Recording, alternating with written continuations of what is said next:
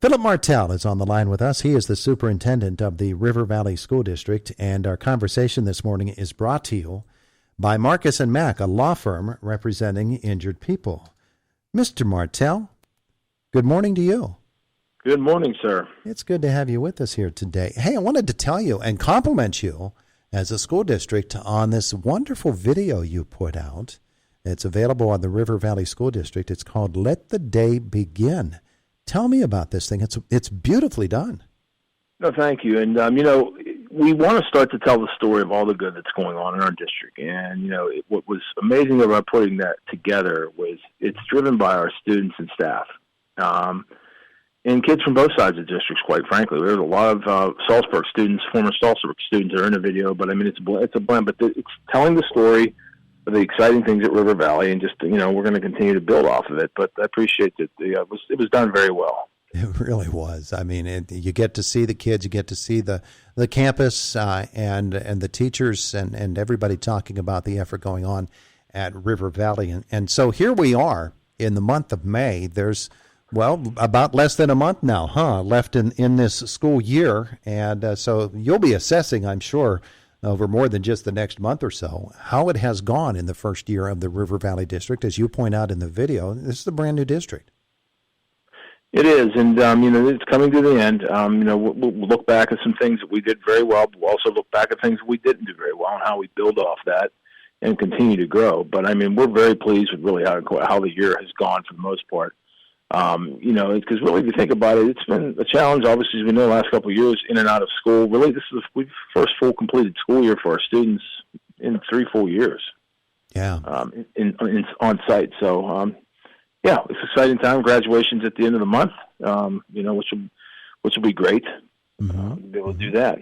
Yeah. Well, in this first year of operating as a combined school district, have there been surprising successes and maybe surprising problems to you? Let's start with the successful things that maybe not surprise is the word to use, but you look at it and you say to yourself, wow, that worked out better than I thought. It really has to, if I had to look at it, it's just the fact that our students,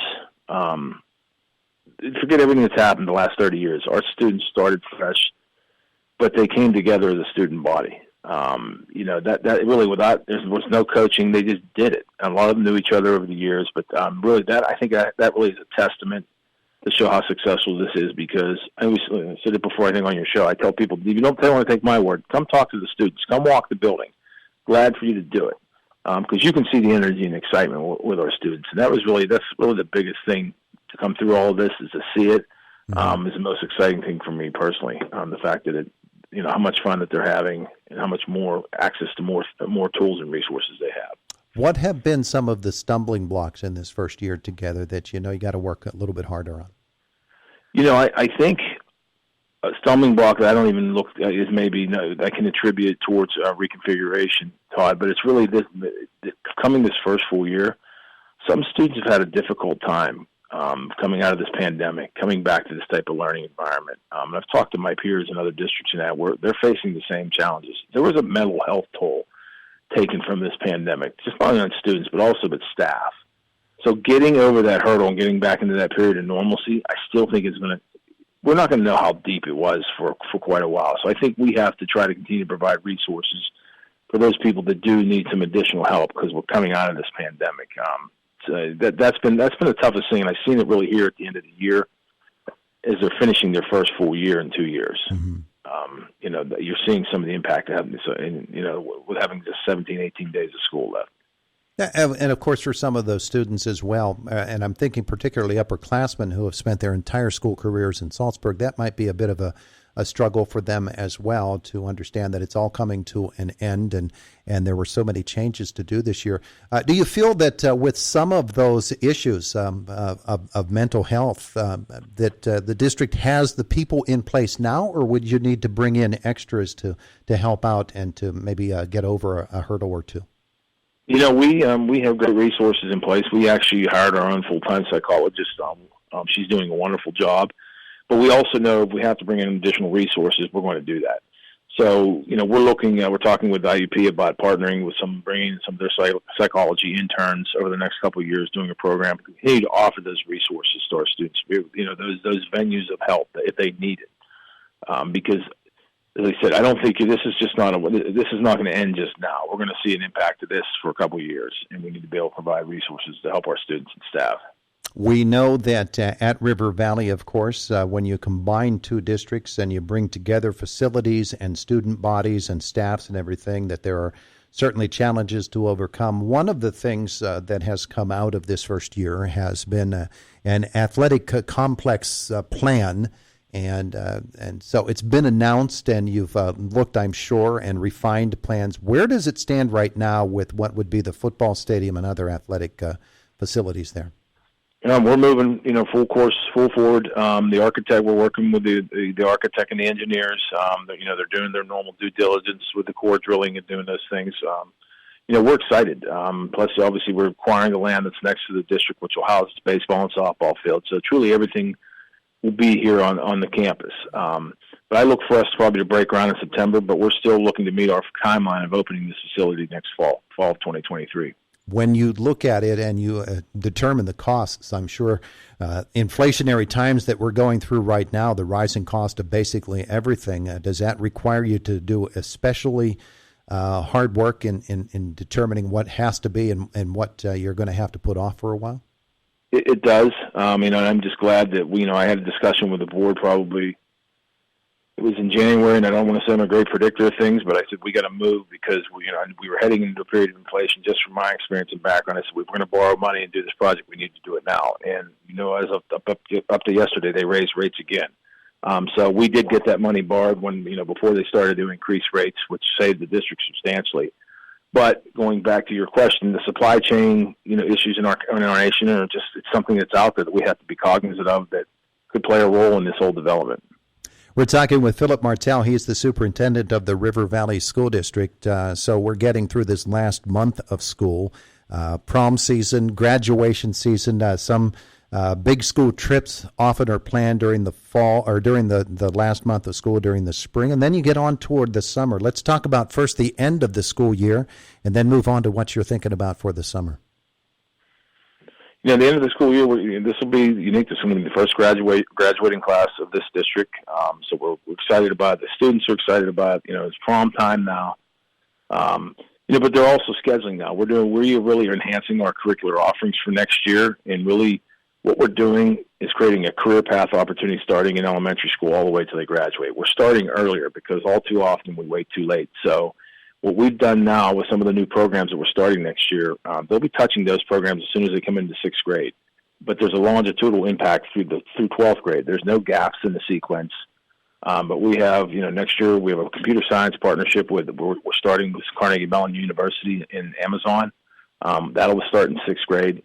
Plus the 4 STEAM courses that'll kick off that we have students scheduled. We're excited about for our SMART programs, sports medicine, physical therapy, cybersecurity, and esports, which we're in the process now of developing our esports lab, and our cybersecurity curriculum. Mm-hmm. Talk a little bit, if you would, about the Salzburg middle high school plans, the plans for that building. What sort of progression are they at right now?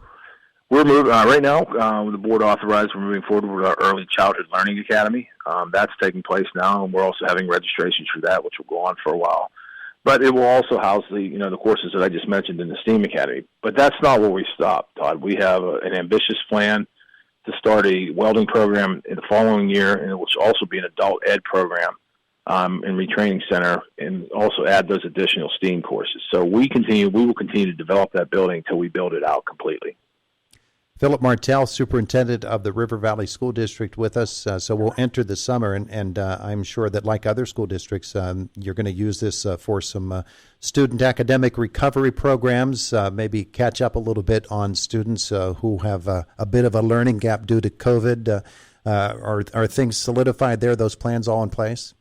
They're all in place. We have a credit recovery program, as you mentioned before, for those students. We actually started that program fairly early this year in February to give them a jump start. But we also have some STEAM camps that are taking place and we have decent sized turnout for those camps already. So, as long as we can continue to provide those resources for our students, we're going to continue to do it for the summer.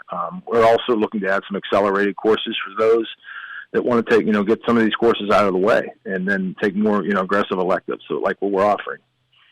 I know that it's been a challenge over the past year. Last year, I was thinking back to last year, what we were talking about. Of course, we were talking about the consolidation of the schools and getting that all going in the midst of the pandemic, and the way that students were having to approach the coming of a new school year. Probably feels pretty good to you to not have to think about that as much, even though you do have to keep on top of it. It does, because it's like I said, it's we don't want to forget the history, but we got to move forward and do the things and best prepare our students. And we're really, truly looking to make a venue here that's different from everyone else, but provides our students with those resources. So we will constantly be changing, be looking to how we adapt, to give the students the best chance they can. Yeah, I did want to ask you one other question. It had to do with finance and budget, and of course, electronics budget is something that has to increase out of necessity because there are so many more electronics in use within the schools, and so here we come into an off season, and you're looking at upgrading, I'm sure, the electronics package at River Valley School District. In terms of technology, are you where you need to be right now? We are. We're actually even ahead of schedule because in the late fall we submitted an application through the Emergency Connectivity Fund. And that we did receive that grant for $470,000, and that provided another cycle of Chromebooks plus all new laptops for our teachers.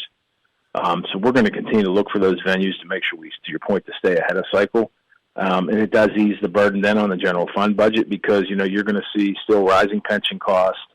As you explained, all the inflationary costs. I mean, they're talking about utilities increasing 40%, but, last year we locked into our electrical rate through 2025, so we're secure on that end. But those are the challenges now of budgeting, those types of inflationary cost increases today. Yeah, absolutely. So you got a lot of work ahead of you before that is all set, and then planning for the next school year is already underway. Philip Martell, we've covered a lot of ground here this morning during our time together. We appreciate your time. Thank you, Todd. Have a good one. You too. There's Philip Martell, the River Valley School District.